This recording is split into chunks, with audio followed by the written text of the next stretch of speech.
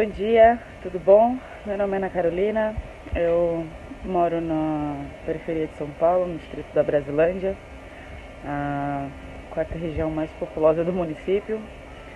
E, bom, as pessoas estão saindo já, os comércios estão abrindo, porque o que eu percebo é que quando se fala de risco na periferia,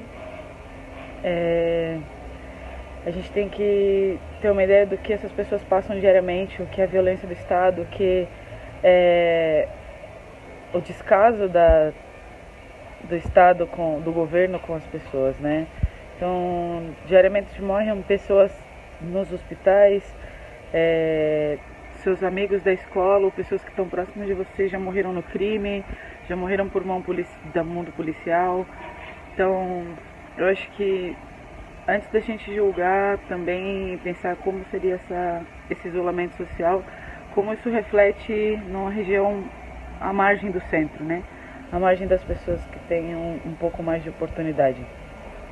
Apesar disso, a gente tem um isolamento razoável durante a semana, e alguns dias da semana, como hoje, que é a feira, as pessoas se locomovem mais. A gente teve até o dia 8 um bom isolamento e agora voltou ao normal, então muito possível que isso tenha péssimos fins. E é isso, compartilho com muito sol daqui para vocês desde. Je m'appelle Roberto, je suis prof de langue ici à São Paulo, au Brésil. Nous parlons depuis un quartier qui s'appelle Perdiz, c'est plutôt au centre-ville de São Paulo. Il est 5 heures de l'après-midi, c'est un mardi aujourd'hui. On voit pas beaucoup de gens dans la rue. Ici, l'isolement, la politique d'isolement, elle marche à peu près, oui. À São Paulo, nous sommes dans l'épicentre de la propagation du Covid à ce moment-là.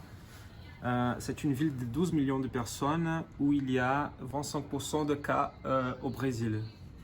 Au Brésil, nous avons à ce moment-là 24 000 infectés et 1400 morts, plus ou moins, selon le gouvernement. Donc ce sont les chiffres officiels. Là, il y a un problème, il y a une sous-estimation admise par le gouvernement.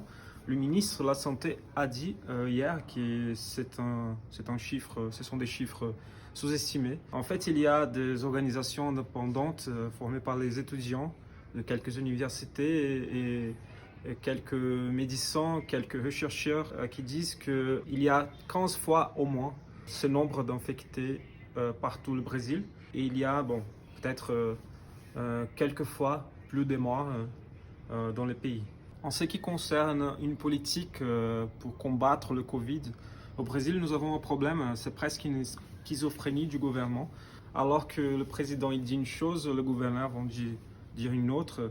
Donc chacun à son côté, ils vont dire des choses différentes.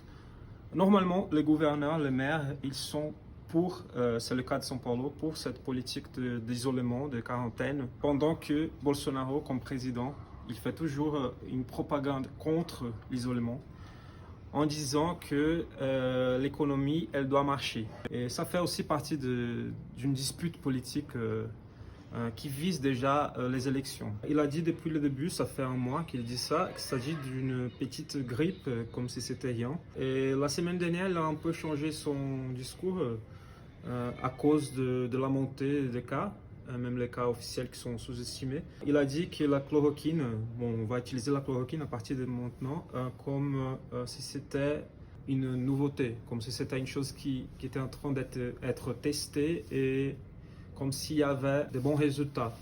Bon, face à cette situation, une partie des Brésiliens qui veulent se protéger, qui veulent un gouvernement qui se préoccupe avec le peuple, s'engagent dans les protestations, les manifestations qui se passent presque tous les jours. Oui.